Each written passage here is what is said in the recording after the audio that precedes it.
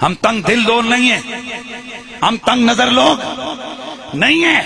ہماری دشمنی اگر ہے تو بے ادبی کی وجہ سے ہے، ہماری جنگ ہے کسی سے تو گستاخی کی وجہ سے. اور ایک بات اور بھی میں ڈنکے کی چوٹ پہ کہتا ہوں، ہم صحابہ کے نوکر ہیں لیکن 2 نمبر نوکر نہیں، اوریجنل نوکر. اور ہمیں اپنے رسول کے صحابہ کی نوکری کی گارنٹی دینے کے لیے، سند دینے کے لیے کسی کو ضرورت نہیں ہے. ہم ہیں. جب موقع آتے ہیں، ہم نے ٹی ویوں پروگراموں میں بھی نہیں چھوڑا ہے، عدالتوں میں جا کے بھی رسول کے صحابہ کا دفاع کیا ہے. الحمدللہ ابھی تک تو دشمن اپنے زخم جناب قرید رہا ہے، جو ہم نے پاکستان کی تاریخ میں in history, first time in Pakistan history, ہم نے عدالت میں جا کے رسول کے صحابہ کے دفاع میں نبی کے صحابہ کی عزت کے گستاخوں کے پرخچے اڑائے. اور جج یہ کہنے پہ مجبور ہوا اور میں کس ملک میں بستا رہا، مجھے پتہ ہی نہیں ہے ایسی گستاخیاں کیا ہوتی ہیں. قریشی صاحب آپ جائے، میرے پاس کاش کہ اتنا ہی قانون میں سزا ہے، اس مردود کے لیے 10 سال سزا ہے، میں پوری سزا دیتا ہوں گستاخ صحابہ. الحمدللہ ہم کل بھی کہتے تھے ہم صحابہ کے غلام، ہم آج بھی کہتے. جو قوم اپنے بچوں کی اور بچیوں کی اور عورتوں کی اور بوڑھوں کی تربیت اس نیچ پہ کرتی ہے کہ جس جگہ خدا کا ولی بیٹھ گیا اس جگہ کی بھی تعظیم کرو، اس قوم کے دلوں میں ابو بکر، عمر، عثمان و علی کا کتنا ادب اور کتنا پیار ہو. یہ خواہ مخواہ دو رنگی نہ بتاؤ کہ جی صحابہ کا ادب وہی کر سکتا ہے جو ولیوں کا ادب کرنے والا. اور ہم اہل سنت پر جماعت ہیں، ڈنکے کی چوٹ پہ ہمارا عقیدہ ہے حضور کا ہر صحابی جنتی ہے. ہاں ہاتھ دونے چاہ کے اس گل دی تائید کرو، اور میرے نبی دا ہر صحابی جنتی ہے.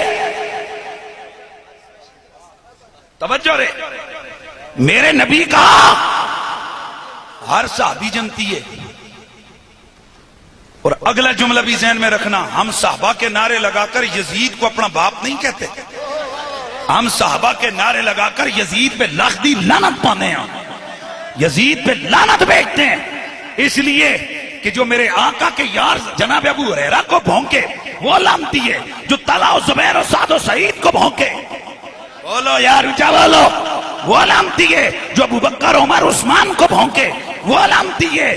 تو جس نے میرے نبی کے کندھوں پہ کھیلنے والے حسین، میرے نبی کی زبان کو چوس کر گھٹی لینے والے حسین، سیدہ زہرا کے جگر کے ٹکڑے حسین، جنتی جوانوں کے سردار حسین، نبی کے نقیب صحابہ میں سے ایک نقیب صحابی حسین، اور ان کی آل کی کلیوں کو مسئلہ، میں اس یزید کو کیسے جنتی کہہ سکتا ہوں؟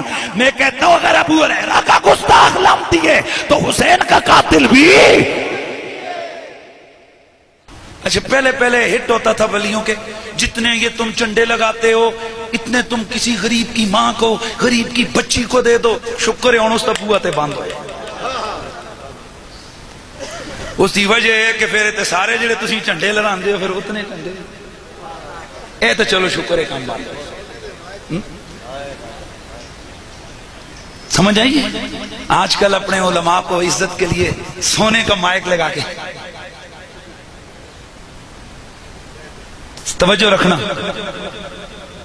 میں نے ایک دن ایک سعودیہ میں ہم لوگ گئے تو وہاں بڑی وہ باتیں کر رہا تھا، تو میں نے اس کو کہا، میں نے کہا یار یہ بتا، یہ کعبے کے اوپر جو تو نے غلاف چڑھایا ہے اس کو سردی لگ رہی ہے؟ اچھا میں نے ان کی کتاب پہلے پڑھی ہوئی تھی تاریخ مکہ، اس میں انہوں نے بتایا ہوا ہے کہ اس کے اوپر 8.5 من سونا لگا ہوا ہے. شاید انہوں نے نہیں پتا. اے جڑے اتنے وہ سارا ہوئے تھا نا، یہ لکھائی یہ ساری سونے دیا تارا نہ لو یہ، اور یہ تقریباً 1.5 ارب روپے کا تیار ہو رہا ہے، بلکہ اسے بھی شاید زیادہ ہے. اس کا بہت مہنگا ہے یہ غلاف. اس کے لیے پوری ایک کمپنی میں انہوں نے مشینری رکھی ہوئی ہے جس کا کوئی کام نہیں ہو، صرف غلاف کعبہ بناتے ہیں سال پورے میں. اگلا سال آتا ہے پہلے اس کو غسل دیتے ہیں، کس سے؟ ہر کے گلاب سے، زمزم سے. تو میں کہ میلو ہے اسی تان والے غسل کعبہ کی. اور میں اگلی گل پوچھنا، کیا نبی پاک نے بھی کبھی کعبے کو غسل دیا سرکار؟ اور کیا بولا سبحان اللہ دی آواز آ رہا ہے. حضور اگر کہیں دیے تو ذرا مجھے بھی وہ روایت سنا دینا, میں اس کو یاد کر لوں گا. میں مخالفت نہیں کروں گا, میں یاد کر لوں گا, پھر میں اگلی دفعہ جلسے میں آ کے آپ کو بھی سناؤں گا کہ فلاں جگہ نبی پاک نے کعبے کو غسل دیا عرقے گلاب سے. نبی پاک نے کعبے کے غلاف پہ سونے کی لکھائی کروائی. میں نے پوچھا یہ سارے کروڑوں اربوں روپے جو تم ادھر لگاتے ہو, وہ اتنا کسی بیوہ سر پہ دوپٹہ رکھ چھڑو یار. کتنے غریب بچے ہیں جو دودھ نہ ملنے کی وجہ سے مر جاتے ہیں, ان کے لیے کچھ کر دو. کہتے نہیں, یہ کعبے کی عزت کے لیے, تاکہ دنیا کے کافر دیکھیں, ان کو پتہ لگے مسلمانوں کا مرکزی مقام کعبہ, جس کی طرف یہ منہ کر کے نماز پڑھتے ہیں وہ کتنی رسپیکٹ ہے اس کی, کتنی عزت ہے. میں نے کہا اس کا مطلب ہے یہ چادر سردی کی وجہ سے نہیں چڑھاتے, عزت کی وجہ سے چڑھاتے ہیں نا. میں نے کہا اللہ کے بندے, قبروں میں پڑے ہوئے ولیوں کو سردی نہیں لگتی, ان پہ بھی چادر اس لیے چڑھاتے ہیں تاکہ پتہ چلے یہ ساری زندگی سود تک کام کر کے نہیں مریا, یہ ساری زندگی اللہ اللہ اللہ اللہ اللہ اللہ اللہ اللہ کر کے دنیا سے گیا ہے. یہ رب کا ولی ہے. الحمدللہ اہل سنت و جماعت, حقیقی سنیوں تمہیں مبارک ہو. جو چیزیں کل تمہارے عقائد و نظریات کو بدعت اور شرک کہا جاتا تھا, آہستہ آہستہ وہ ساری تسلیم ہو رہی ہیں.